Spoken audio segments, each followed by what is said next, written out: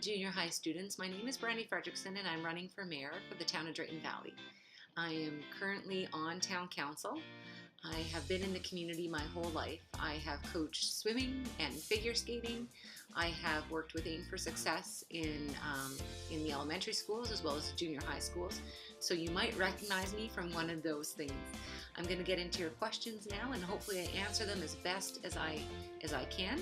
And if you have any further questions, feel free to email me at mayorfredrickson@gmail.com. So your first question. The town of Drayton Valley seems to have little money. What is your plan to increase? So essentially we have several ways that we can increase revenue. One is we can attract more people to our community. The property taxes are linked to people's their property that they have in the community, not to people individually. So if we have more people moving into the town, that increases property taxes, which increases revenue for the community. Another way in which you're able to increase revenue is increase taxes, which is something that as councillors we don't like to do.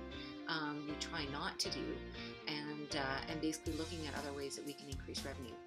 The third one is increasing consumption costs, so things like on your water and your sewer, working with developers so that they're paying into infrastructure funds to replace roads, those kind of things.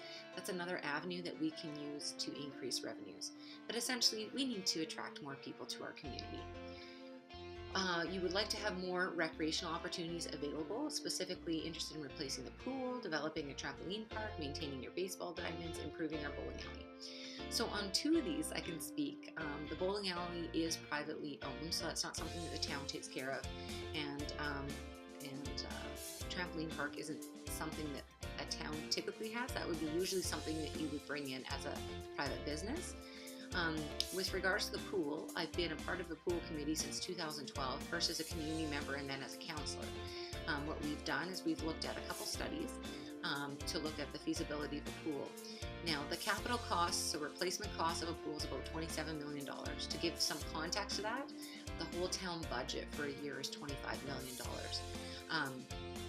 What we've really looked at with this is not necessarily the cost in replacing it, it's also how much is it going to cost to operate it year over year over year. Right now, there's about $500,000 that both the town and the county pay for out of our property taxes to cover the deficit of operating a pool. That would increase with a bigger pool. So that's one of the things that we're really looking at. With replacing a pool, what we would be looking at too is how can we work with our county? How can we advocate to the provincial and federal governments? How can we work with corporations and businesses to bring in sponsorship, as well as engaging the community in fundraising? So this would be a very large undertaking. Our pool is aging. It is over 30 years old, and we are now putting money into replacing pieces of our current pool. So it is something that this council is going to have to really talk about and be serious about of how we're going to address this. Ball diamonds, that's something that the town does have. The county also has ball diamonds out in their area. But the ones that the town maintained this last year, we had reduced some of our positions for seasonal positions to help reduce expenses that the town has. So that means that would have maybe had an effect on how much the grass was being cut or the maintenance of those ball diamonds. So one of the things that we like to work with is with the community groups on getting an understanding of, are your needs being met? How can we meet them? How can we make our parks and our spaces still look very beautiful without costing a lot out of pocket? We are concerned about Drayton Valley's tent city. Where do you plan to increase affordable housing?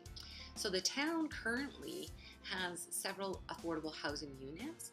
We have ones down past by Shangri-La Lodge, so down at far into town. We also have some condos over, I guess it would be on the road by the Sabine Law Office. So the town has these. We do rent those out. It is managed by the Brazeau Foundation, but we do rent those out. And a lot of the people that rent those are typically families with young kids. They are able to get provincial subsidy to help them pay for the rent on those units. What we have done too is we have a federal grant that pays for a position that is a homelessness and poverty reduction coordinator. So on the homelessness side, this person has been doing work in the community for the last 4 years to not just do a study on visible homelessness, but also invisible homelessness. So people living on couches, living in RVs, and getting a sense of what kind of problem that we have in the community. This homelessness and poverty reduction coordinator has also been working with a provincial organization, Alberta Rural Development Network, to get an idea on what the cost would be of operating and building a transitional hostel. So that would be transitioning people from homelessness to perhaps affordable housing or to some other roof over their head.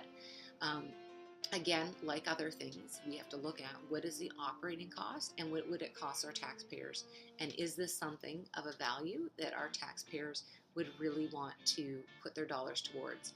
Because ultimately this all comes down to what our community values. The budgets come down to where the values are. Right now, our biggest line item is recreation, and that tells me that our community values our parks and our pools and our arenas. And again, we need to ask those questions for any new thing that's coming on board. What can be done to decrease or appropriately deal with organic waste in our town? Currently, the landfill, I sit on the Waste Management Committee, and the landfill does have an organic waste piece to it. People would have to drive to the landfill, drop off their organic waste. You can't really go and pick up a bucket of compost to put on your garden, and nor is this a part of our curbside collection. So it's not something that gets picked up every Friday, but there is something that already exists at the landfill. We have looked at the cost of what a curbside organic would be for the months of May, June, July, August. And again, that comes down to, is this something that our community would actually use and spend money on? And that's something that this council will have to decide. But yes, currently right now at the landfill, there is an organic area where you can drop off your leaves, your grass clippings. Food waste, I'm not sure if they take food waste. I'd have to find out about that, but that would be part of a curbside collection pickup, presumably. How can we entice more retail stores to come to Drayton Valley?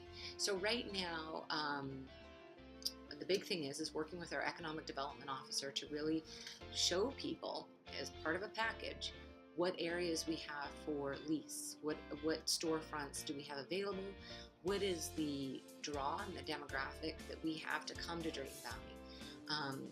One of the other things actually that the Chamber of Commerce has is a youth entrepreneur grant. So if you are a young entrepreneur and you want to start a business of your own, that is an opportunity. As mayor, one of the things that I would like to look at is the grants that we have and allocate them towards entrepreneurs and helping them out. Also looking at our policies, our bylaws, namely our signage bylaw, as well as our processes. Can we make it easier for people to set up business here? And are we helping them as best as we can to be successful? That is the big thing. But the big thing is too, is that we have to really market our community as this great community to come set up shop. And don't set up in Spruce Grove or Edmonton. Come to Drayton Valley. That's what we need to do. And where do you feel our taxes are best spent? Right now, I feel that there are a few key areas, so including infrastructure replacement, so that's our roads, water lines, sewers, looking at our pools, our recreation facilities. We have to be budgeting for those things, and we have to be putting money away for those things. Economic development is another thing. So again, looking at our grants, our programs, things that we have, we need to be putting more money into economic development initiatives so that we are building our business base, we're building jobs, we're building reasons for people to move to Drayton Valley. And thirdly, crime is one of those things in which right now the town pays $1.4 million for our RCMP services. We need to look at, do we need another RCMP officer? Do we need a peace officer instead? Where can we best put money so that we are reducing crime in our community so that people feel safe? We are a crime prevention community. That's one of the big things. Recreation, again, is a huge line item, and it's something that I think our community values, and I support that. I use the pool. I coach at the arenas. My daughter and I, we use the playgrounds and the parks. I think that is a value added piece where our dollars are going, and it goes to building that resiliency in our community. So thank you so much for this opportunity to talk to you today. And October 16th, please, please, please share with anybody that you know to elect Brandy Frederickson for mayor. Thank you very much. Have a great day. And if you have any more questions, remember to contact me, Mayor Frederickson, SON, @gmail.com. Thank you very much. Have a great day. Bye.